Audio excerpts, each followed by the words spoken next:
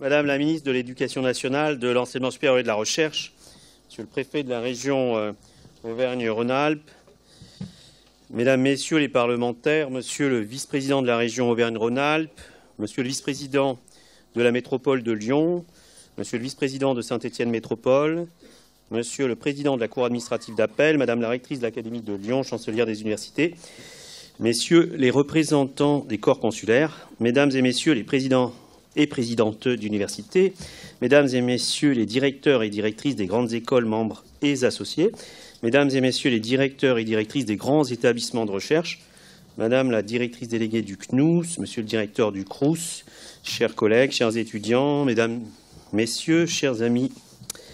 Alors je suis très heureux de vous accueillir pour cette rentrée solennelle de l'Université de Lyon, dans ces locaux inaugurés ce matin même en votre présence, Madame la Ministre.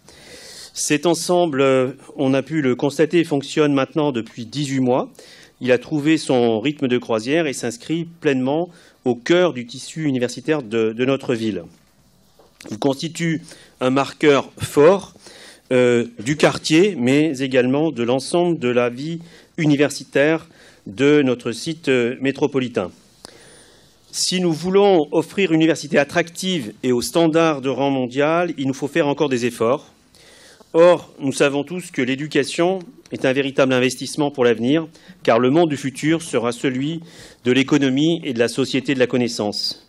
En effet, ces immenses territoires du progrès immatériel nous obligent à adapter nos établissements afin de relever les défis du XXIe siècle. Et pour faire face à cette globalisation croissante, l'université d'aujourd'hui doit se réinventer, elle doit se repositionner en tant qu'acteur dynamique et pérenne de la société. Elle doit non seulement agir au niveau de la formation et de la recherche, mais elle doit aussi faire évoluer son champ d'action pour s'immerger dans la société. Notre monde change, et ce monde qui change nécessite plus que jamais créativité et imagination dans un environnement où il devient primordial d'adapter notre stratégie universitaire. Et pour faire face à ces mutations, l'université doit être la pépinière des richesses futures et l'incubateur des idées nouvelles. Cela nous oblige à développer une stratégie académique de formation et de recherche ambitieuse pour accompagner cette nouvelle donne qui dépasse largement nos frontières. La signature de notre contrat de site ce jour, à vos côtés, Madame la Ministre, consacre pleinement notre ambition en la matière. Et nous sommes particulièrement fiers et honorés de le signer ici, à Lyon, et en votre présence, Madame la Ministre. Le travail exemplaire et collaboratif avec l'ensemble des établissements pour produire ce contrat témoigne de notre ferme volonté d'engager pour les 5 prochaines années une stratégie unie et globale du site en matière de formation, de recherche et de transfert, de vie étudiante, de fonctions mutualisées et de compétences transférées. L'Université de Lyon dispose effectivement d'un riche potentiel de recherche et de formation couvrant l'ensemble des champs dont certains ont un ancrage historique et territorial fort, comme les sciences sociales, les humanités, l'ingénierie, la chimie ou encore la santé. Dans ces actions, la communauté académique du site s'appuie effectivement sur des partenariats anciens et puissants avec des organismes de recherche comme le CNRS ou l'INSERM par exemple. Nous disposons d'atouts dans de nombreux domaines qu'il nous faut valoriser et qui s'articulent autour d'axes structurants en appui au secteur économique dynamique de notre territoire. Je les ai indiqués ce matin, je les rappelle, bio, santé et société, sciences et ingénierie, humanité et urbanité. Au cœur de ce contrat de site, c'est aussi une coordination forte de notre politique de formation que nous avons décidé de mettre en œuvre collectivement. Le travail autour de la carte de formation des masters est présenté, Madame la Ministre, comme un modèle par vos services. Désormais, et depuis le 1er janvier, seul le doctorat de l'Université de Lyon est délivré. Le doctorat est pour nous un diplôme emblématique. C'est un vecteur essentiel de la stratégie d'excellence de l'Université de Lyon. Nous sommes également très attachés à la reconnaissance et à la valorisation de cette formation et de ce diplôme. Nous avons, au cours de ces dernières années, fait un important travail dans ce sens auprès des entreprises pour mettre en évidence les compétences et le savoir-faire de nos docteurs. Nous sommes ainsi très fiers du dispositif Docteur Entreprise que nous avons mis en place avec le MEDEF Rhône-Lyon et qui est un exemple national. L'enjeu de l'insertion dans les métiers académiques ou dans les métiers de l'industrie, dans les métiers des services ou dans les métiers de la fonction publique de nos 1000 docteurs diplômés chaque année est un enjeu très fort pour nous. Avec ce contrat de site, nous souhaitons que chaque étudiant trouve l'opportunité d'un parcours de formation qui correspond à son parcours personnel et professionnel. C'est pour cette raison que nous sommes dotés d'une carte des masters cohérente à l'échelle du site. Les formations doivent être articulées de façon étroite aux dispositifs et laboratoires de recherche en les connectant à l'écosystème local, comme les pôles de compétitivité par exemple. Avec la diversité des formations et celle de nos établissements, notre site offre un environnement exceptionnel et sans doute unique en France. Nous devons profiter de cette chance pour promouvoir des passerelles entre les formations et entre les établissements. Cette politique de labellisation par l'Université de Lyon permet de la rendre désormais plus attractive à l'international. Avec ce contrat de site, vous le voyez, l'Université de Lyon intensifie son développement et son rayonnement pour être reconnue comme un pôle d'excellence, de notoriété et de réputation mondiale. À la dynamique du territoire métropolitain, doit en effet s'associer un projet universitaire de rang mondial. Face à de grands enjeux, ceux de l'attractivité, de la performance, de la compétitivité, de l'employabilité, de la qualité, de l'innovation, etc., face aux grandes universités qui se déploient et se reconfigurent, en France, mais aussi à l'international, l'Université de Lyon doit s'adapter, évoluer, innover et se donner l'ambition d'être reconnue parmi les meilleurs. Pour y parvenir, c'est bien une gouvernance consolidée qu'il nous faut bâtir. Il est vrai que la trajectoire parcourue depuis la première bannière commune, avec la création du PRES en 2007, est remarquable. Le premier programme d'investissement d'avenir, à travers de nombreux succès, a conforté l'excellence du site. Le programme IDEX-PALS, programme Avenir Lyon-Saint-Étienne, nous a permis de renforcer notre potentiel de recherche et de formation et de structurer des communautés académiques. La création de la Fondation pour l'université est le clair signal de notre volonté de nous adosser au monde économique et aux collectivités territoriales pour construire ensemble l'université de demain.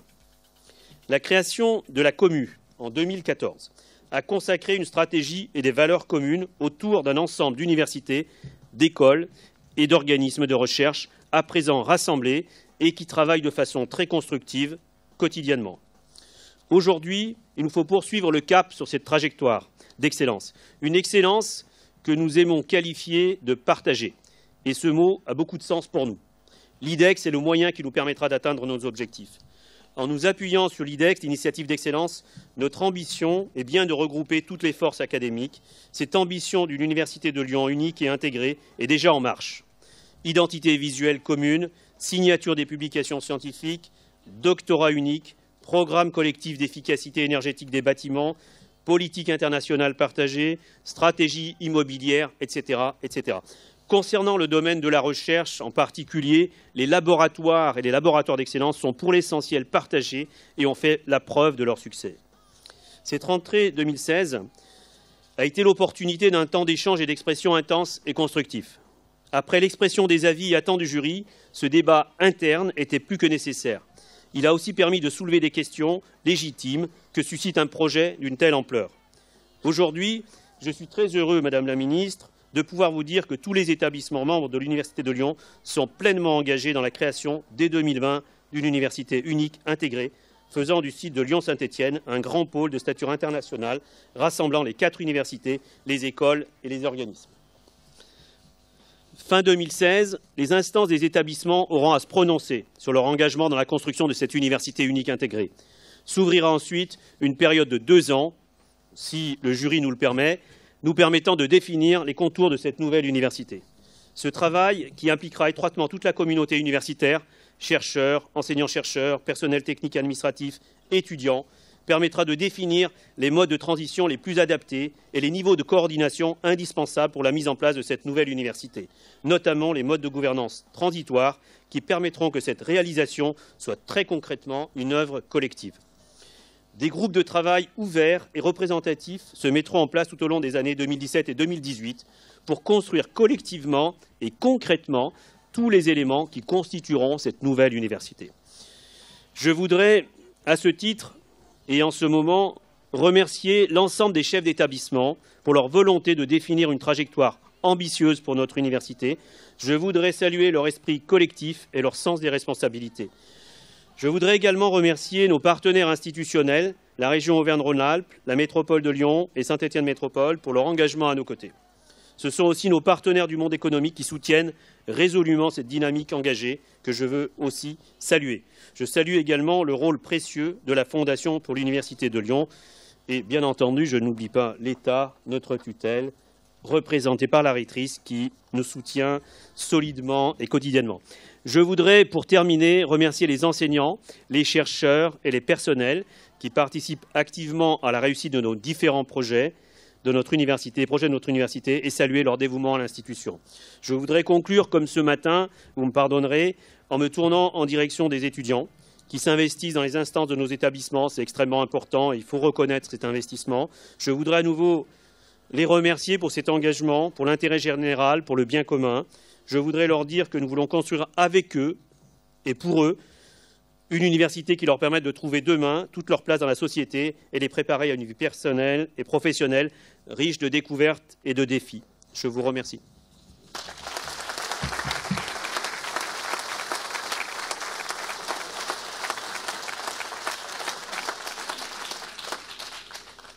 Madame la ministre de l'Éducation nationale, de l'Enseignement supérieur et de la Recherche.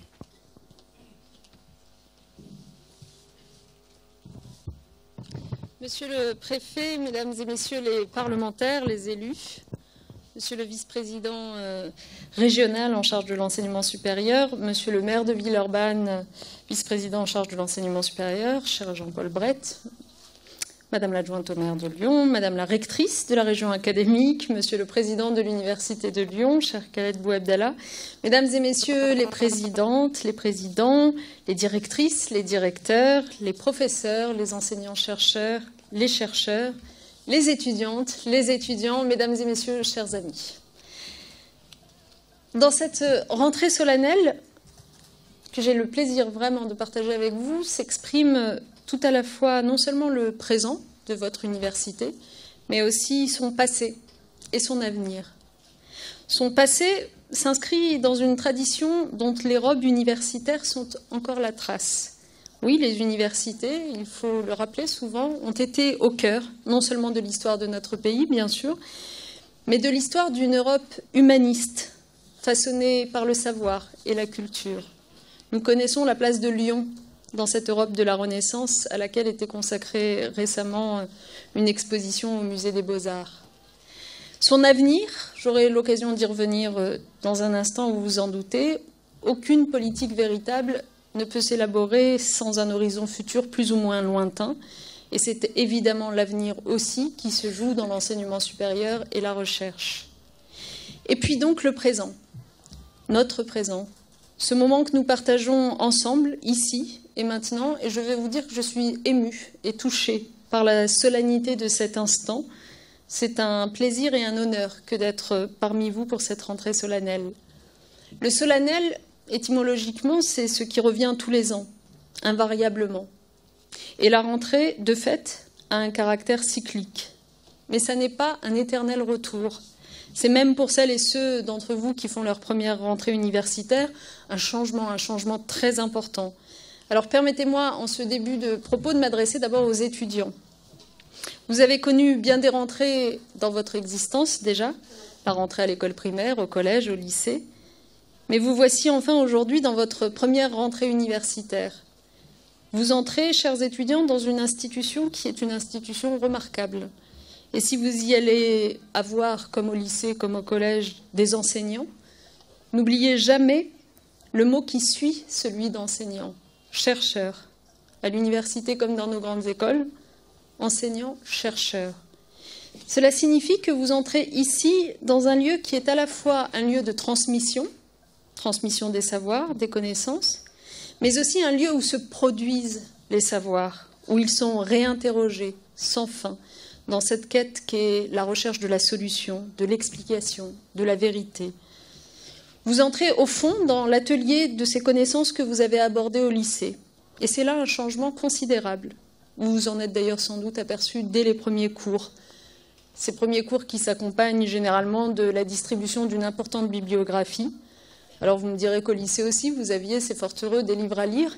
Mais ici, ce sont des écrits scientifiques, des écrits de recherche, des manuels universitaires. Et si vous allez à la fin de ces écrits, qu'y trouvez-vous? D'autres bibliographies. Et dans les notes de bas de page, d'autres références. De livre en livre, il y a une continuité vertigineuse. Mais cette continuité qui s'exprime au fil des pages nous rappelle une chose, c'est que vous allez étudier désormais dans une institution qui est marquée par l'idée de communauté scientifique. Vous faites, vous aussi, comme étudiante, désormais partie de la communauté universitaire. Une institution qui est bien particulière, où les morts ne sont pas vraiment morts, où on peut converser avec des femmes et des hommes du XVIe siècle ou de l'Antiquité et réaliser qu'on a encore bien des choses à se dire. Une institution où finalement, derrière l'étudiant qui lit, qui prend des notes, seul à la table d'une bibliothèque, eh bien, il y a une aventure collective qui se poursuit à travers le temps. Cette aventure, c'est celle de la recherche, du progrès, de l'avancée de la connaissance. C'est celle de l'esprit humain devant le monde qui nous entoure. En rappelant cela, et en prenant le temps de le faire, je sais que ce n'est pas forcément fréquent, en rappelant cela, je veux simplement insister sur le fait que, bien sûr, chers étudiants, le travail personnel est essentiel à l'université et il doit vous accompagner au quotidien. Je pense que les enseignants-chercheurs ont pris soin de vous le rappeler. Mais je veux aussi souligner une chose, c'est qu'on ne peut pas ignorer les conditions concrètes dans lesquelles vous faites ce travail, les conditions concrètes dans lesquelles vous étudiez. On ne peut pas ignorer l'importance, par exemple, des bibliothèques universitaires, ce lieu profondément démocratique qui a vocation non seulement à être ouvert, mais aussi à être ouvert longtemps. Je suis d'ailleurs heureuse, et je veux en remercier tous ceux qui y ont contribué, de voir les bibliothèques de l'Université de Lyon engagées dans le plan bibliothèque ouverte que nous avons lancé en janvier dernier. Cela se traduira dès la rentrée, on me le confirmait tout à l'heure, par des extensions d'horaires le soir et pendant les périodes de révision, avec 6 bibliothèques universitaires qui seront ouvertes jusqu'à 22h, 2 qui seront ouvertes le dimanche, et cette dynamique va encore s'accroître aux prochaines rentrées. Vous connaissez peut-être ce mot de Marguerite Yourcenar, qui considérait les bibliothèques comme des greniers publics où amasser des réserves contre un hiver de l'esprit. Eh bien, sans vous déclarer « Winter is coming », je crains malgré tout, soyons sérieux, que l'esprit ne connaisse un hiver particulièrement rude dans la période où nous sommes. Alors nous avons plus que jamais besoin de ces BU et je suis fière de pouvoir les soutenir et les engager dans cette démarche essentielle. Mais au-delà de cette démarche, qui n'est qu'un exemple de la condition de vie étudiante, c'est plus largement que nous avons voulu être ambitieux sur cette question tout au long de ce quinquennat. Cette rentrée, chers étudiants, elle marque l'aboutissement d'une politique qui a souhaité tout simplement, comme je le dis souvent, rompre avec un mythe que vous connaissez bien. Ce mythe, c'est celui de la bohème étudiante. Vous connaissez, hein ? Oui, bon, finalement, quand on est jeune, quand on est étudiant, c'est pas si grave d'avoir du mal à joindre les deux bouts, ça ne dure qu'un temps. Non, c'est un mythe qui, à première vue, peut paraître sympathique, mais la réalité, c'est que c'est un mythe qui peut s'avérer dangereux. Il peut donner le sentiment que l'inacceptable est acceptable. Il peut laisser penser que la précarité et la pauvreté sont normales ou ne sont l'affaire que d'un temps. Non. Être dans la précarité ou la pauvreté à l'époque où on est étudiant, ça veut dire ne pas avoir les conditions de la réussite, tout simplement, et donc avoir un boulet qui vous traîne et qui vous dessert ensuite toute la vie durant. Et donc c'est la raison pour laquelle nous avons fait un tel effort sur les conditions de réussite des étudiants, sur l'accompagnement par les bourses, avec un chiffre qui ne me quitte pas, moi personnellement, c'est que quand vous comparez la situation de 2 étudiants dans les mêmes conditions sociales, l'un est boursier et l'autre ne l'est pas, eh bien, il y a 8 points d'écart dans la réussite entre celui qui aura été boursier et celui qui ne l'aura pas été en licence. Donc oui, aider les étudiants financièrement, les accompagner, c'est aussi nous garantir un meilleur taux de réussite dans les études universitaires. Nous avons donc réformé les bourses sur critères sociaux et depuis 2012, le nombre d'étudiants boursiers dans notre pays a progressé de plus de 8%. Ce sont désormais quasiment 37% d'étudiants français qui sont boursiers. Et c'est une chose très importante parce que y avoir consacré près de 600 millions d'euros supplémentaires à cette politique, cela nous a permis non seulement d'augmenter le montant des bourses de ceux qui en touchaient déjà, mais aussi d'aller chercher de nouveaux publics. Et je pense en particulier aux étudiants venant de familles de classe moyenne, qui étaient jusqu'alors un peu l'angle mort de la politique des bourses étudiantes et qui désormais peuvent, grâce à l'élargissement des critères, davantage en bénéficier. Cette réforme, nous la poursuivons en cette rentrée 2016, puisque c'est encore 25 000 nouveaux étudiants qui vont pouvoir bénéficier d'une aide financière d'au moins 1 000 € par an. Enfin, je veux le rappeler, pour éviter toute baisse du pouvoir d'achat des étudiants boursiers, ces bourses sont désormais, depuis 2012, indexées sur l'inflation. Et depuis le 1er janvier 2016, près de 100 000 étudiants qui travaillent parallèlement à leurs études, cela peut arriver aussi, pour une rémunération au moins égale à 0,8 SMIC, bénéficient de la nouvelle prime d'activité que nous avons mise en place pour compléter leurs revenus. Pourquoi est-ce que nous avons voulu, chers étudiants, faire ces efforts que je viens d'indiquer? Ça n'est pas par pure générosité. C'est évidemment avec un souci de justice sociale, mais c'est aussi parce que nous considérons que chacune de vos réussites singulières contribue à une réussite plus vaste, qui est celle de notre pays, de notre économie et de notre société. Nous avons, en d'autres termes, besoin de vous. Nous avons besoin de diplômés de l'enseignement supérieur, clairement, parce que c'est par l'université et nos établissements de l'enseignement supérieur et de la recherche qu'on se façonne un avenir, que l'on soit un étudiant, une société ou un pays. L'enseignement supérieur et la recherche ne sont jamais des coûts ou des dépenses, mais toujours des investissements absolument indispensables. J'évoquais tout à l'heure le changement majeur que constitue la rentrée à l'université pour un étudiant de première année. J'évoquais la singularité de chaque rentrée. Eh bien, disons que l'enseignement supérieur et la recherche, justement, sont aussi en France, à cette rentrée, dans un tournant. Un tournant d'abord parce que, après les réformes structurelles et la politique de site que nous avons engagée, qu'évoquait Monsieur le Président, nous entrons dans une nouvelle phase. Son horizon à cette nouvelle phase a déjà été tracé par les stratégies nationales, celle de la recherche, celle de l'enseignement supérieur, mais il va être encore précisé par la présentation prochaine, au mois de novembre qui vient, du livre blanc de la recherche et de l'enseignement supérieur. Alors je vous rassure, je ne vais pas ici me livrer à un commentaire point par point de ces stratégies, mais c'est de leur sens que je veux vous parler. Le monde et l'époque dans lequel nous sommes sont marqués par des crises. Crise climatique, crise terroriste, crise économique, crise sociale. Vous allumez votre télévision, crise. Vous écoutez la radio, crise. Vous allez sur Internet, crise. À force d'entendre ce mot répété, on en vient à ne plus comprendre ce qu'il y a derrière. Les crises sont multiples et l'enseignement supérieur et la recherche ne sont même pas épargnés eux-mêmes. Néanmoins, il faut d'abord savoir garder du recul, cette distance critique que vous savez précisément si bien cultiver ici. Il y a des situations difficiles, bien sûr, mais il y a aussi jour après jour des progrès et des réussites dont on ne parle pas ou dont on parle trop peu. Surtout, les tensions réelles sont toujours envisagées comme des oppositions absolues, y compris d'ailleurs dans l'enseignement supérieur et la recherche. Par exemple, pour prendre quelques sujets, dans l'enseignement supérieur et la recherche, faut-il se concentrer, s'agissant des étudiants, sur l'insertion professionnelle ou bien sur une formation plus généraliste, plus personnelle, fondée sur un goût du savoir pour le savoir?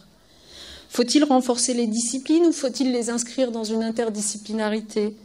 Une université doit-elle privilégier son ancrage territorial, local, ou son rayonnement international?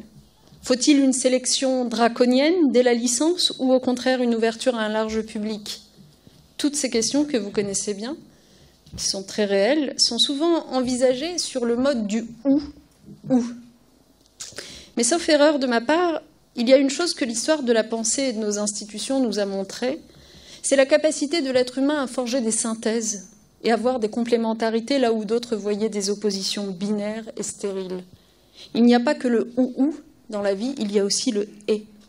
Et c'est très pratique, ça permet d'avancer dans un discours comme ailleurs. Voilà pourquoi nous avons voulu établir des convergences, là où d'autres voyaient des oppositions. Oui, nous avons besoin d'universités et de grandes écoles ancrées dans un territoire, dans une région. Et je salue d'ailleurs la façon dont votre université sait à la fois entretenir le dialogue et l'échange de qualité avec les collectivités locales et avec le tissu économique dans lequel elle s'insère. Et cet ancrage, nous l'avons nous-mêmes renforcé, notamment en conduisant une politique de réhabilitation et de rénovation du campus, comme ce fut le cas sur le campus de Lyon-Tech-Ladois. Mais cet ancrage territorial n'empêche nullement un rayonnement international. Avoir des racines n'empêche pas un arbre de déployer ses branches, bien au contraire. C'est aussi votre ancrage territorial qui vous permet d'avoir des partenariats internationaux solides, reconnus et prestigieux. Alors, je ne méconnais pas les difficultés auxquelles nous sommes confrontés. Je n'ai pas non plus de formule magique ou de remède miracle, mais je suis convaincue que sur tous les sujets, comme celui que je viens d'évoquer, nous avons tout à gagner à ne pas simplifier, à ne pas rentrer dans des oppositions réductrices qui ne sont pas à la hauteur des enjeux qui sont les nôtres. Nous avons par exemple besoin de davantage de diplômés. Ça n'est pas une lubie qui me serait personnelle, comme je l'entends parfois ici ou là. Non, non. C'est un mouvement massif dans notre pays, comme dans bien des pays à travers le monde. Mais je sais en même temps que si l'augmentation du nombre d'étudiants est un phénomène dont on peut se réjouir, il convient de l'accompagner et de vous donner les moyens d'en faire une opportunité et pas une difficulté. Alors, au sein du budget qui vous est consacré pour l'année 2017 de la part de l'État, une dotation spécifique de 100 millions d'euros a été accordée aux établissements d'enseignement supérieur pour leur permettre d'accompagner la hausse du nombre des étudiants. Et plus généralement, oui, il y a des choses à améliorer, c'est logique. Encore faut-il être lancé dans une bonne dynamique. Si on reste dans les oppositions stériles, on n'avance pas. Et nous verrons ressurgir les effets néfastes de la pensée binaire aux antipodes de la pensée complexe que vous développez précisément ici et dont nous avons tellement besoin dans notre société, a fortiori face aux multiples crises que nous traversons. Voilà pourquoi nous avons sans cesse articulé une politique de site essentielle pour le rayonnement international et en même temps une réhabilitation et une rénovation de nos campus. Voilà pourquoi nous avons à la fois donné des moyens à la recherche et aux enseignements, mais aussi soutenu un plan national de vie étudiante et de construction de logements sociaux. Voilà pourquoi la question de l'augmentation démographique des étudiants doit aussi s'accompagner d'innovation pédagogique à l'université. Mesdames et messieurs, je m'adresse maintenant aux enseignants, ou plus exactement, puisque je parlais tout à l'heure de votre statut, celui d'enseignant-chercheur. Vous êtes bien placés pour savoir que ce ne sont pas deux activités cloisonnées. Vous ne vous interdisez pas de chercher quand vous enseignez. Et si vous avez tout à coup une idée pour un cours, vous ne la réprimez pas au prétexte qu'elle apparaît alors que vous êtes en train de faire de la génétique théâtrale. La recherche et l'enseignement s'enrichissent. Chacune de ces activités est d'une importance égale. Vous l'avez bien compris, dans cette université qui peut se vanter, c'est vrai, d'être à la pointe de l'innovation pédagogique. Un enjeu qui est encore renforcé dans le cadre du projet que vous présentez pour l'IDEX. L'IDEX. Je veux vraiment saluer la façon dont vous vous êtes engagé sur ce projet. Si on veut accueillir davantage d'étudiants, ça demande aussi d'adapter la façon dont on enseigne. Pas d'adapter en simplifiant ou par un compromis sur l'exigence, mais d'adapter en innovant, en tenant compte de la diversité des étudiants, donc de celle de leur parcours. C'est cela que j'appelle une démocratisation exigeante. Les crises, je le disais tout à l'heure, sont nombreuses. L'humanité n'a jamais surmonté les crises autrement que par la recherche, par l'innovation, par un élan qui est porté par le progrès. Si nous avons réussi à obtenir l'accord historique autour de la COP21, c'est bien parce qu'il y a eu un travail prodigieux qui avait été au préalable rempli par les chercheurs. Et nos réformes pour l'école se sont elles aussi nourries des apports de la recherche. Et c'est bien parce que je suis convaincue de l'importance de celle-ci pour la politique que j'ai souhaité qu'on ne cloisonne plus et que, s'agissant par exemple de la politique éducative, c'est l'objet de la mission confiée à François Tadei sur ce sujet, eh bien, on profite beaucoup plus des apports de la recherche, de toutes les recherches, pour améliorer notre pédagogie. Dans toutes les disciplines, dans tous les domaines, nous avons besoin de cette recherche pour répondre aux défis complexes de notre monde. C'est l'avenir, on l'envisage parfois comme quelque chose d'un peu menaçant, comme si ça existait déjà, comme si ça allait finir par nous tomber dessus, qu'on le veuille ou pas. Mais en fait, ça, c'est pas l'avenir, c'est la fatalité. L'avenir, ça dépend de nous. C'est une immense responsabilité et c'est une formidable opportunité. Et le meilleur moyen de ne pas avoir à le subir, mais de le construire, c'est de s'appuyer sur la recherche, la formation, sur chacune et chacun d'entre nous. Vous êtes, mesdames et messieurs, des acteurs du progrès, de l'innovation, et c'est par l'innovation que nous avons jusqu'à présent toujours progressé. N'oublions pas ce que nous avons accompli grâce aux chercheurs, grâce à ceux qui ont réfléchi et pensé. J'aime beaucoup cette phrase du poète anglais John Milton. Tous admirent l'invention, chacun s'étonne de ne pas avoir été l'inventeur. Tant paraît aisé, une fois trouvée, la chose qu'ils n'ont trouvée aurait été crue impossible. Eh bien, c'est cette évidence qui fait qu'aujourd'hui, le risque est grand d'oublier ce que nous devons à la communauté scientifique, à cette République des arts, des lettres et des sciences que vous continuez, vous, à faire vivre. Alors, en parlant d'avenir, je crois que vous me voyez venir, mon attachement à cette région n'est un secret pour personne. C'est une terre qui s'inscrit dans une tradition dont nous devons être fiers. Je n'oublie pas que c'est à Lyon, au XVIe siècle, que des femmes ont eu une reconnaissance poétique et littéraire, à une époque où c'était pour le moins une rareté. Je n'oublie pas que c'est à Lyon qu'on a laissé une femme passer et obtenir le baccalauréat pour la toute première fois. Donc je crois que ça n'est pas étonnant de voir venir à Lyon une femme ministre de l'Éducation nationale, de l'enseignement supérieur et de la recherche. Mais au-delà de cette boutade, l'attachement que je ressens pour cette terre, cette ville et cette université, eh bien, me conduit à vous parler plus précisément maintenant de ce beau projet qu'est l'IDEX. Nous entrons dans la dernière ligne droite de l'IDEX. Une ligne droite qui doit s'accompagner d'un rapprochement, d'une intégration, vous l'avez dit, de ces différentes composantes. Et quand vous regardez autour de vous, quand vous regardez les établissements, les laboratoires, le tissu économique de cette région, il y a ici une dynamique absolument impressionnante. La Commu Université de Lyon, c'est 11 établissements d'enseignement supérieur et le CNRS. C'est une alliance inédite entre nos universités et nos grandes écoles. C'est une synergie avec le monde professionnel qui se traduit aussi dans des diplômes spécifiques, comme celui d'étudiant entrepreneur, par exemple. Ce sont 220 laboratoires publics, 17 écoles doctorales, 129 500 étudiants, 11 500 enseignants, enseignants-chercheurs, doctorants. C'est le premier pôle d'enseignement supérieur et de recherche nationale hors Île-de-France. Et en parlant d'investissement d'avenir, ce sont aussi, vous le disiez, 12 LABEX, 6 équipex, 2 initiatives d'excellence en formation innovante, 2 instituts de transition énergétique, 3 instituts Carnot. Et je vais m'arrêter là parce que sinon on va m'accuser de placer un produit. Mais c'est assez fabuleux quand vous y pensez. Ce que je veux dire en rappelant tout cela, c'est que vous avez ici plus qu'une chance. Vous avez une réalité prometteuse. Vous avez plus qu'un avenir, vous avez un présent déjà. Une dynamique exemplaire prend forme, votre récent communiqué de presse l'a montré. Il est important de l'entretenir, cette dynamique exemplaire. La diversité de ce site est une force à condition que la diversité ne devienne surtout pas une division, une dissension. Ce que nous recherchons dans le cadre de l'IDEX, ça n'est pas une excellence surplombante, abstraite, mais bien des excellences qui vont s'entretenir les unes les autres. Et je sais que vous êtes capables d'y arriver. Parce que l'excellence, je le répète souvent, mais dans ma conception en tout cas, l'excellence, elle n'est pas unimodale, monocolore, élitiste. L'excellence, elle est plurielle, elle est complexe, et c'est tout l'enjeu de votre travail que de savoir respecter cette diversité des excellences. Il faut l'assumer. Je sais que nous n'avons pas forcément toujours tous, les uns et les autres, appris à la penser comme telle. C'est pourquoi le premier pas sera de développer notre intelligence collective de la complexité de l'excellence. Ce site de Lyon et de Saint-Étienne a aujourd'hui tout pour devenir une référence de ce que devra être demain la traduction concrète de notre objectif de démocratisation exigeante.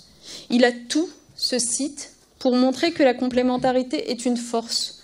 Quand vous réunissez des sites classés dans le Times Higher Education ou dans le classement de Shanghai, répartis dans des villes plébiscitées comme des villes où il fait bon étudier, quand vous rassemblez tout cela, vous obtenez un tout qui va bien au-delà de la somme de ses parties.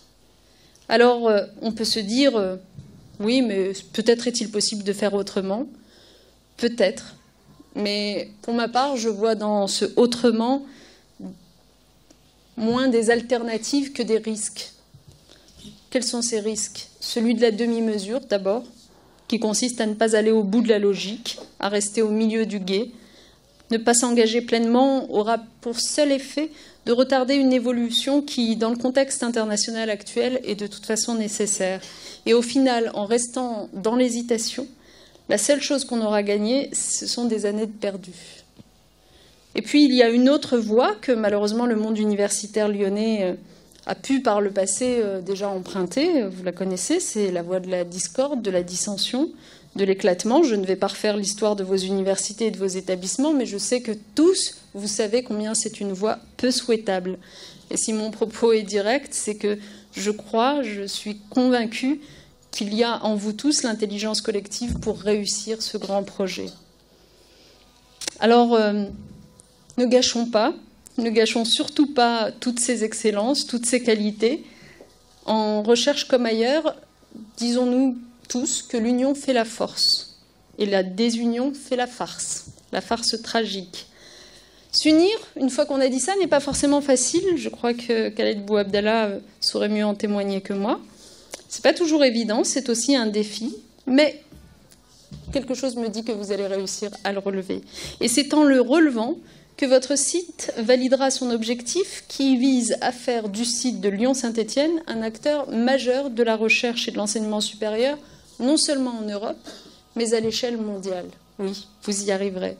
Un acteur, je veux vous le dire en conclusion ici, qui pourra toujours compter sur le soutien de l'État, sur l'engagement de l'État, un engagement qui se traduit par des paroles, certes, mais aussi par des actes, comme celui qui va suivre dans un instant, avec la signature du contrat de site conclu entre mon ministère et votre commu.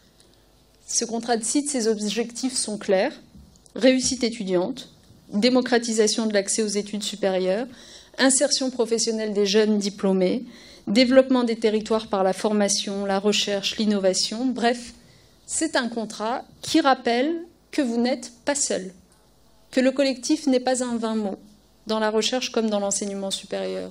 Vous pouvez, mesdames et messieurs, être assurés du soutien de mon ministère et du soutien de la ministre, tant qu'à faire, pour qui c'est une véritable fierté, un grand plaisir que de voir une université de Lyon ambitieuse, mobilisée, grâce à l'engagement quotidien de l'ensemble de ses personnels.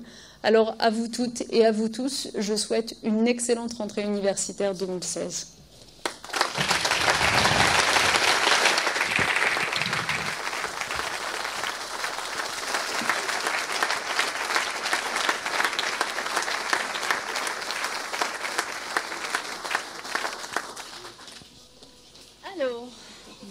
Nous allons maintenant procéder à la signature du contrat de site.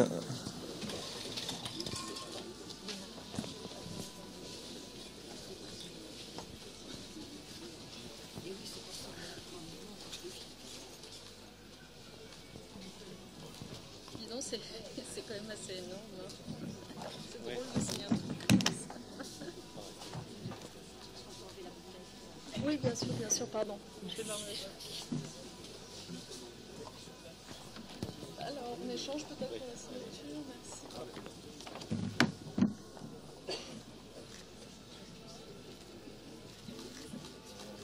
Maintenant, la signature des volets spécifiques. J'appelle Frédéric Fleury, le président de l'université Claude Bernard Lyon 1.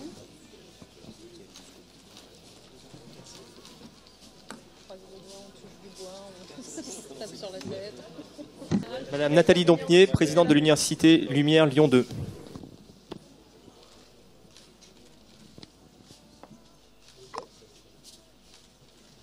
Monsieur Jacques,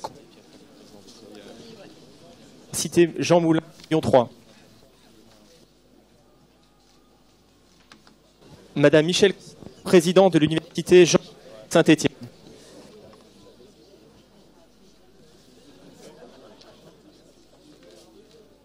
Monsieur Jean-François Pinton, président de l'École normale supérieure. Monsieur Franck Debouc, directeur de l'École centrale de Lyon.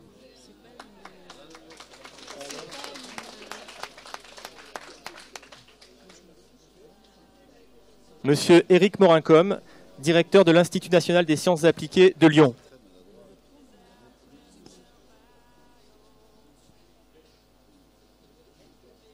Monsieur Renaud Père, directeur de l'Institut d'études politiques de Lyon.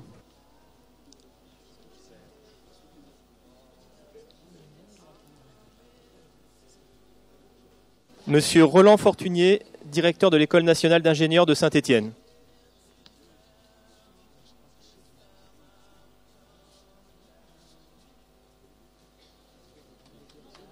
Monsieur Thierry Pariante, directeur de l'École nationale supérieure des arts et techniques du théâtre.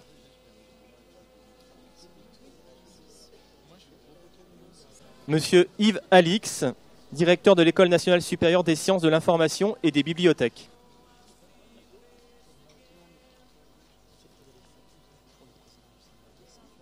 Pour le président du CNRS, Monsieur Frédéric Faure.